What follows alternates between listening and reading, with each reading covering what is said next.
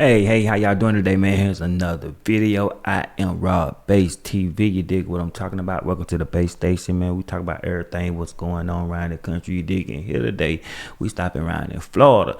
My own sister-in-law, she hit her sister up, and they was talking about she went down to Sam Club down there in Tallahassee, Florida. And I think she tried to buy some candy or something like that, or whatever the fuck it was. If it was me, I just would have paid for the shit. It's not a big deal. It's $50. You dig what I'm saying? So her balance was $50. She didn't even want to fucking pay it. But long story short, in Florida, they are Ron DeSantis. They are down there. You have to buy healthy shit, man. Let's let this chick in. Let's let her talk about it, man. Let's talk about it. The summer hunger gap is expected to hit harder this year as it marks the first summer that federal SNAP cuts are fully in effect. I'm Brianna Smith, your neighborhood reporter in Northwest Tallahassee. I'm exploring what this new reality means for our neighbors and our food pantries. Yeah, some serious Tallahassee food pantries are anticipating a surge in visits as summer hunger rises and as parents navigate the first summer under new federal SNAP cuts. When I'm packing, now, isn't that fucking ironic? They would show this damn big ass lady like walking through this bitch. This show, the news people ain't shit. Something I think they need for bread. They show this big obese lady, man, for the hell of this shit. I'm telling you, man, the news people ain't shit. Lunch, different things that the kids may really need. Clarissa Brooks at Catholic Charities in Northwest Florida says pantry is already seeing more demand. And with school being out, it really becomes influx because there are so many kids that doesn't have, and with the limitations that they do. Shit, I take some of the black beans and that rice, my dog. Shit, when we were growing up, black beans, rice, shit like that, you can go in there and cook up real quick, fair week. On the money for that shit. On the SNAP benefit. It has really been impacting families. Also the inflation. President Donald Trump's big beautiful bill cut SNAP funding by 20% over the next 10 years at stricter. And I'm kind of on the edge about that food stamp shit, man, because I do know this here with the food stamps, right? People really need these motherfuckers. People really need the food stamp. But on the other flip of the coin, right now, I see motherfuckers right now running complete fucking businesses off food stamps. You dig what I'm saying? Otherwise, would never ever even have a business. Take the money, flip the money like that. So I'm kind of on the fence. On one hand, people do really need it, but I know why they cut it by 20%. I can guarantee you that they cut it by 20% because of these illegal immigrants. That is exactly why they cut it. That 20% is that 20% influx, because you can say what you want. 13% of us are black Americans. I live down south. Let me tell you something. It is more Hispanic people than black people in this country illegally, I guarantee you. Work restrictions and shifts more of those costs to states. Since it's signing the Center on Budget and Policy Priorities estimates 3.5 million less people are participating in the program compared to last year. Wow. And that's let's see, is that 3.5 million, right? And it's like I think it's like we could just say it's like 40. We'll say 40 million Americans. 40 million, 3.5 million, so that'd be like 4, right? So that'd be like 4% of us. And y'all saying that black people get a lot of food stuff, and it's only 40 million. I guess they're gonna probably try to say that half of that shit, half of it is us. Like out of like 10 million people who get food stamps, they would say like 5 million of it is us, which is totally fucking not true. I don't really know that many people that get food stamps. No Kid Hungry estimates 1 in 5 kids live in food insecure homes. And it's not just small pantries, but suppliers feeling that demand too. Second Harvest of the Big Bend provides food to pantries across Leon County, including Catholic Charities, while managing its own demand. We know that people utilize SNAP to get their resources they need to feed their family.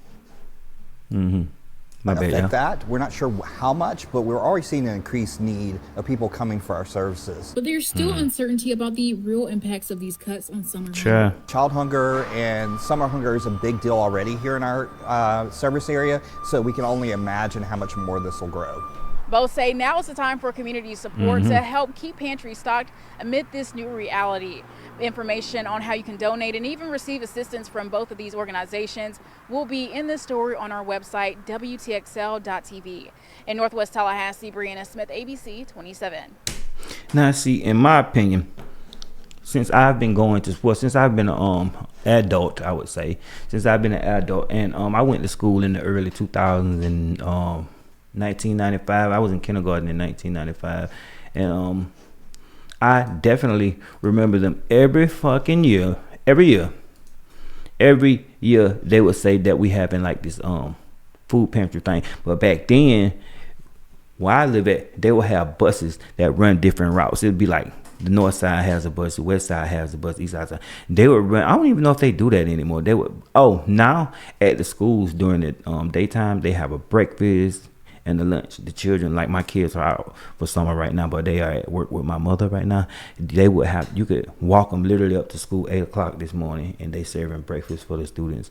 I don't know if they do that anywhere else, but I do know that every year they say that it's a food shortage. But I already know, because most of these nonprofits, all they are doing is funneling money, and you can damn bet your bottom line they gonna do that. I was trying to see if we can look through and find that article. Let's see if we can find that article. There we go. Federal snack cuts are fueling summer hunger concerns at Tallahassee pantry.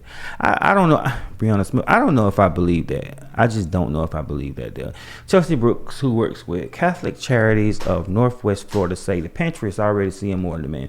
I don't think it's like demand for with the kitchens up.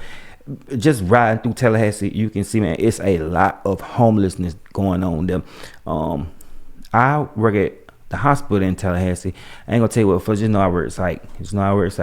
So the amount of, should I use the word recidivism that's going on up, like what's going on? I forgot what the name of the building was down there, but it's a building that just closed, and it's another building where they actually charge homeless people. I think it was like $90 a week or some shit like that. Don't quote me on that though. So with that new price that they charging people, man, they just not fucking with it. They going to the hospital, get their 3 hots in a cot, and that's it. Funding, like I said, over 20% over the next 10 years. That is for, I'm telling you, that's for illegal immigrants. And over the next 10 years, they anticipate those people to be the hell out of the country, unfortunately.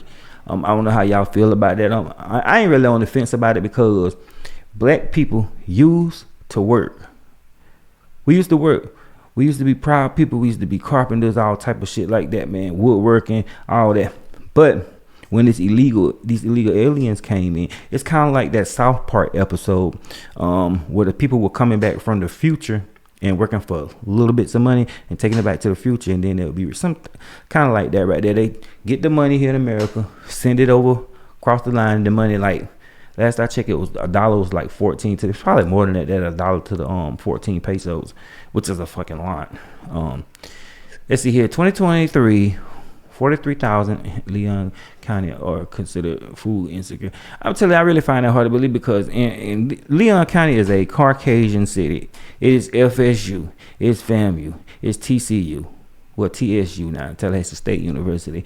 They are doing a lot of biased numbers countings here. I don't know what they got going on, but my name is Robert, and this is Rob Bass. You dig what I'm talking about? And we talk about all type of shit here. And if you like what we doing over here, you already know what to do.